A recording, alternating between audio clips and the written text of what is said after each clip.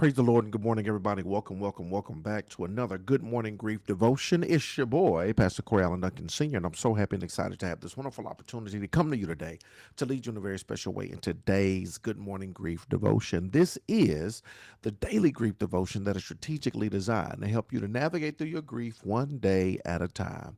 What is grief? I'm so glad you asked. Grief, my brothers and sisters, it is the natural and normal response to loss, change, and transition that results in the expressions of feelings and emotions. That grief is what you feel on the inside. Mourning is how you reveal it on the outside. Therefore, we don't suppress it, but we express it.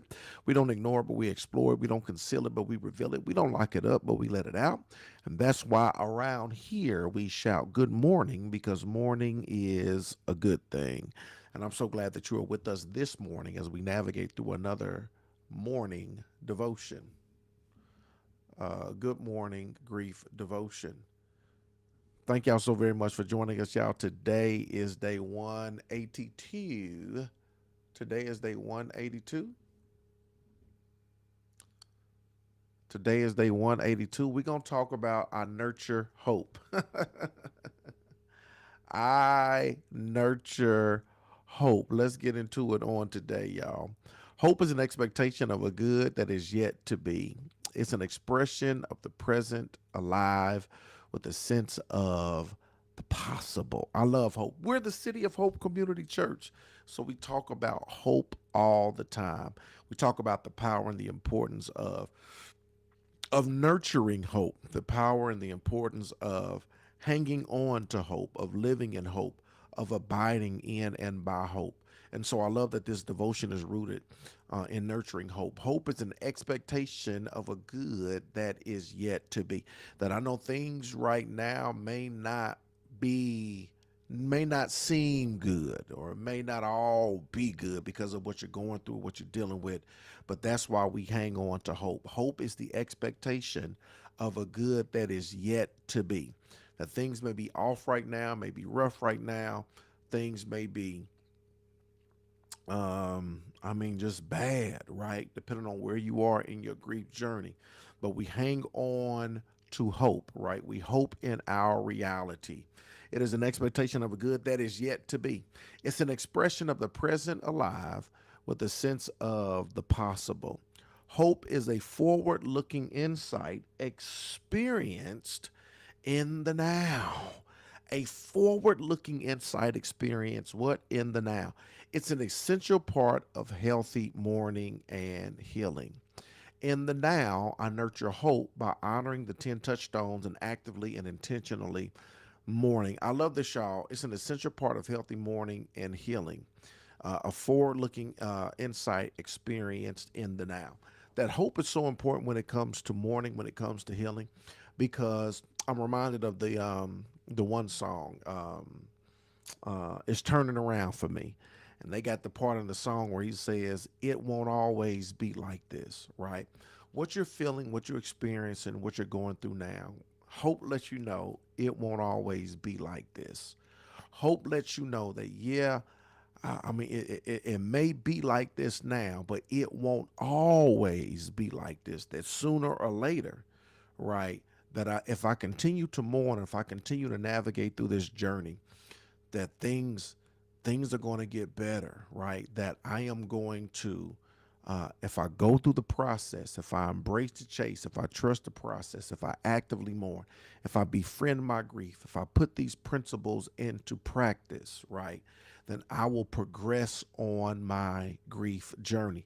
Things won't always be like this. And I'm telling you now, as a fellow journeyer, as a person that is navigating through the grief process myself, as a person who has experienced lost change and transition from a sibling to a parent, right, to other conditions that just surround me, going through loss, change, and transition, that at the time that it happened, yes, it was intense and it was heartbreaking and it was a lot to it. But as you progress through the journey, right, you begin to see it. I can tell you from experience, it won't always be like this. So what do? You nurture hope.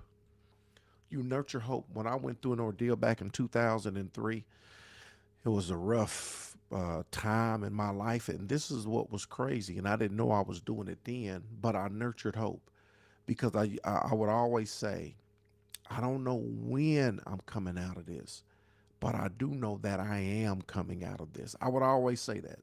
I'm like, I don't know when it's gonna happen, but I know that it's going to happen, right?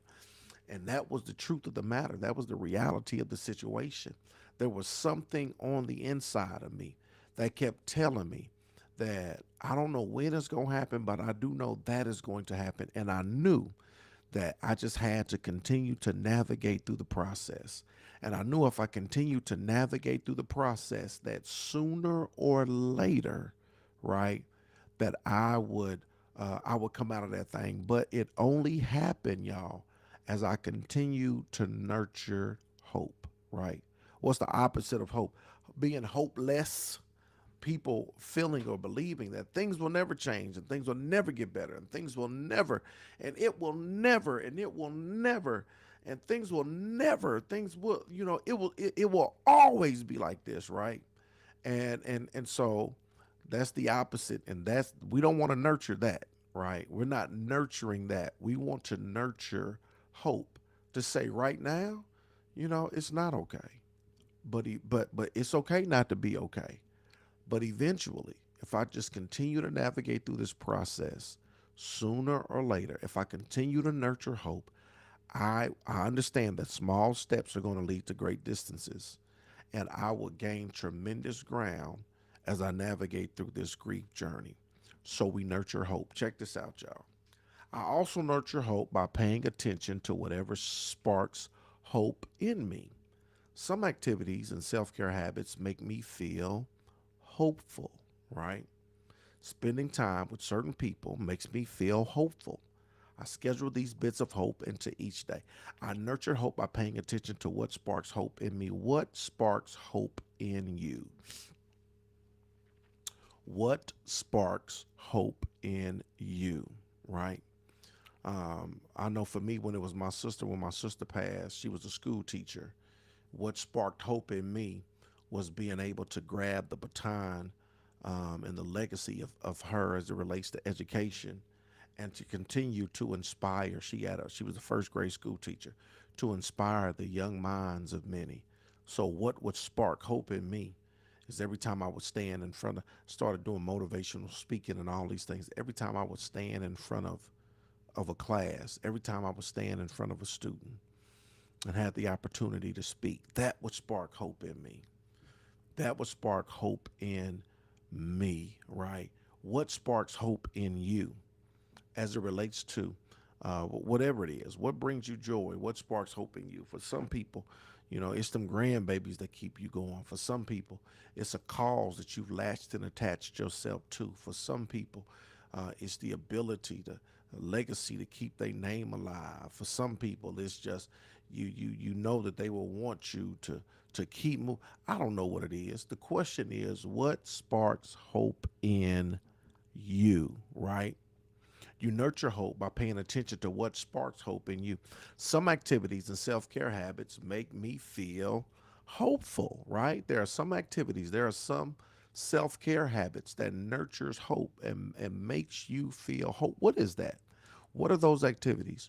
What are those self care habits, right? That keep you pushing, that keep you going, that makes you feel hopeful, right? Spending time with certain people makes you feel hopeful.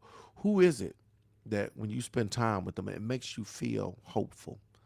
Despite what you're going through, what you're navigating through, what's happening, what's taking place, who is it that makes you feel hopeful, right?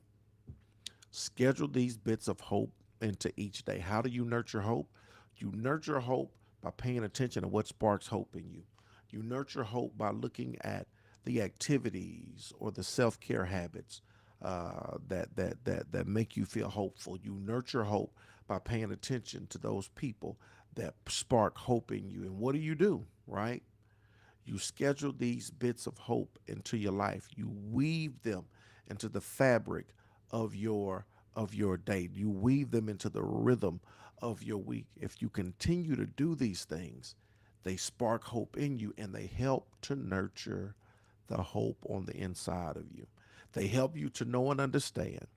to give you an expectation of a good that is yet to be, right? It's like a little piece, it's like a little bit of hope that keeps you pushing forward and moving forward until you get to that to that space, right?